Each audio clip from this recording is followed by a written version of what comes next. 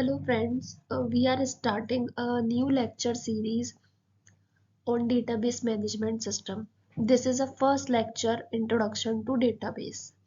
In this lecture, we have discussed what is database, history of database, what is database management system, advantage of DBMS and disadvantage of DBMS. What is database? Database को समझने से पहले हमें समझना पड़ेगा data क्या होता है। जैसा कि हम जानते हैं कि डेटा क्या है, एक स्मॉल यूनिट है इंफॉर्मेशन की। जैसे अगर हम किसी स्टूडेंट की बात करते हैं तो स्टूडेंट की इंफॉर्मेशन के लिए हमारे पास क्या होना चाहिए, उसका नाम, कॉन्टैक्ट डिटेल, राइट, किस कोर्स में उसने एडमिशन लिया है, सेशन, ये सब क्या है, इंफॉर्मेशन है एक पर्टिकुलर स्टूडेंट के लिए, है ना। तो डेटाबेस क्या होता है कि जब हम इस डेटा को कलेक्ट करते हैं और ऑर्गेनाइज करते हैं, ठीक है, जिसको हम फ्यूचर में या करंट भी क्या कर सकें, इजीली एक्सेस कर सकें, तो उस चीज़ को हम डेटाबेस कहते हैं। अब ये जो डेटा है ज़रूरी नहीं है कि आपका टेक्स्ट की फॉर्म में होगा, ये डेटा आपका मीडिया की फॉर्म में भी हो सकता है, ठीक है। मीडिया मतलब ऑडियो, वीडियो, इमेज, है ना, किसी भी फॉर्म में आपका डेटा हो सकता है। डेटाबेस क्या है, जैसे हमने अभी बोला कि डेटाबेस ऑर्गेनाइज कलेक्शन है इस डेटा का, ठीक है, जिससे कि हम इजीली उसको एक्सेस कर सकें और मैनेज कर सकें। मेन पर्पस जो होता है डेटाबेस का ये होता है कि हमारे पास लार्ज अमाउंट का डेटा है, ठीक है, उसको हम क्या कर सकें, इजीली रिट्रीव कर सकें, स्टोर कर सकें। कुछ टूल्स हम यूज़ करते हैं डेटाबेस क्रिएट करने के लिए, जैसे कि MySQL, Sybase, Oracle, MongoDB, Informix, PostgreSQL, SQL server, ठीक है। ये कुछ पॉपुलर टूल्स हैं, शायद आपने सुने भी होंगे डेटाबेस क्रिएट करने के। अब ये हिस्ट्री, हिस्ट्री क्या है, कुछ हिस्ट्री है डेटाबेस की। डेटाबेस की जो शुरुआत हुई वो 1960 से हुई, 1960 से, जिसमें चार्ल्स बेबेज ने डिजाइन किया पहला computerised database, which is known as IDS, integrated data store. Okay, integrated data store जो था वो हाईलाइट हुआ 1970 में, या उसके बाद हम कह सकते हैं। 1968 में आया पहल फाइल बेस्ड डेटाबेस सिस्टम।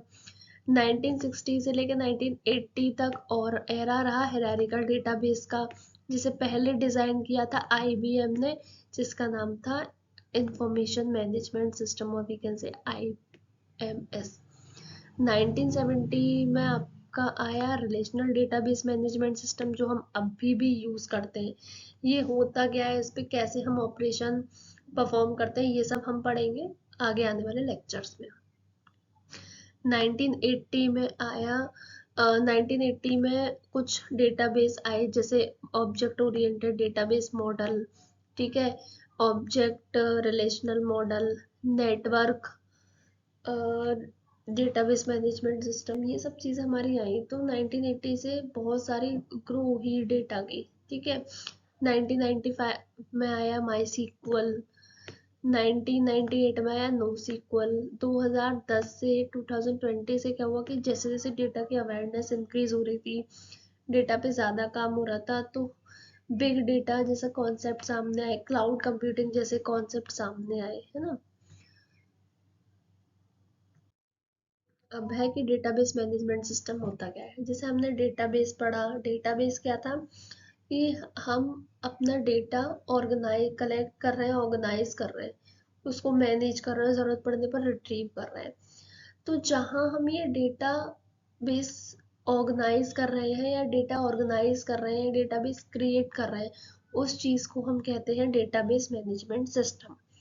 तो डेटाबेस मैनेजमेंट सिस्टम क्या है, database management system is a software which is used to store and retrieve the database.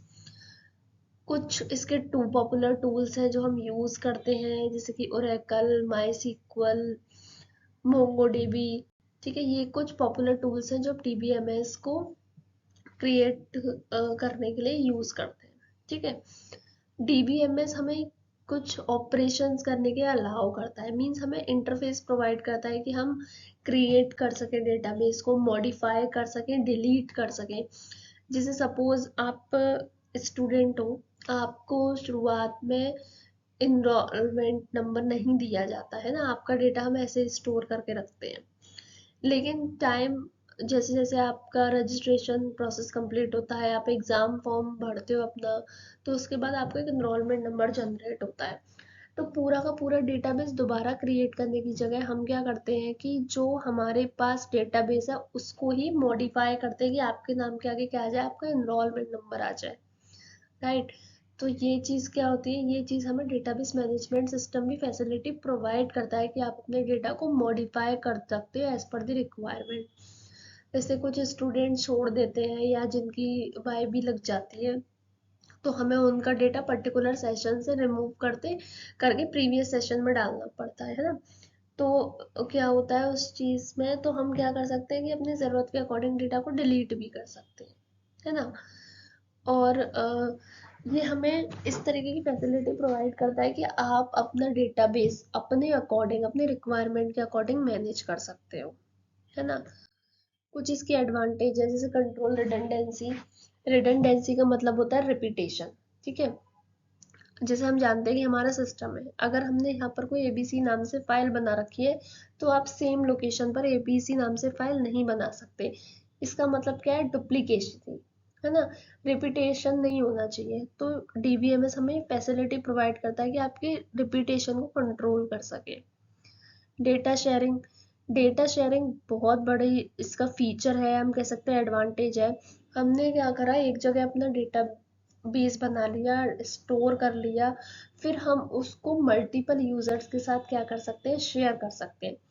जैसे गूगल ड्राइव है, गूगल ड्राइव पर आप शीट या फोटोज या जो भी डालते हो, फिर उसका लिंक शेयर कर देते हो मल्टीपल यूजर्स के साथ, तो एक साथ सारे के सारे उस फोल्डर को या उस फाइल को क्या कर पाते हैं, एक्सेस कर पाते हैं।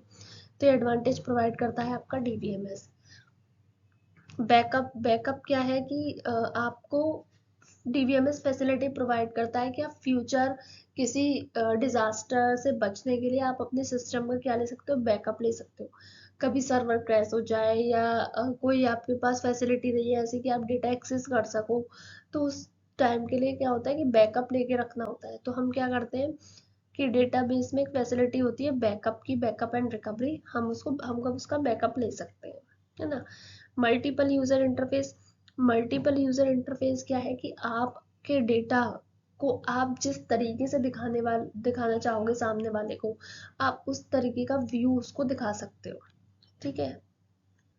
तो अब जैसे बात करते हैं कि किसी भी मूडल की, तो मूडल पे दो अकाउंट है, एक यूजर का अकाउंट और एक एडमिन अकाउंट है।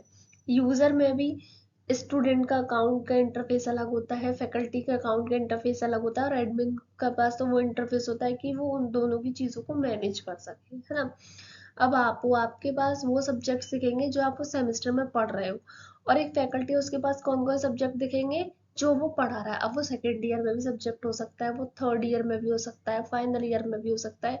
तो ये हमें फैसिलिटी प्रोवाइड करता है कि आप यूजर के अकॉर्डिंग व्यूज बनाकर उसको क्या कर सको, शेयर कर सको, है ना।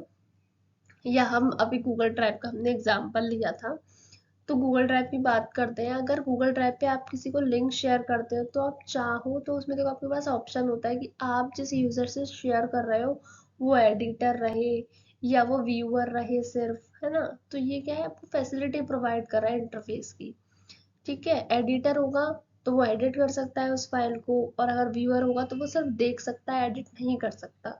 तो डीबीएमएस हमें फीचर प्रोवाइड करता है मल्टीपल यूजर इंटरफेस का, है ना। Now disadvantage. हम जानते हैं कि अगर किसी चीज के एडवांटेज है, ऑब्वियसली डिसएडवांटेज इज देयर।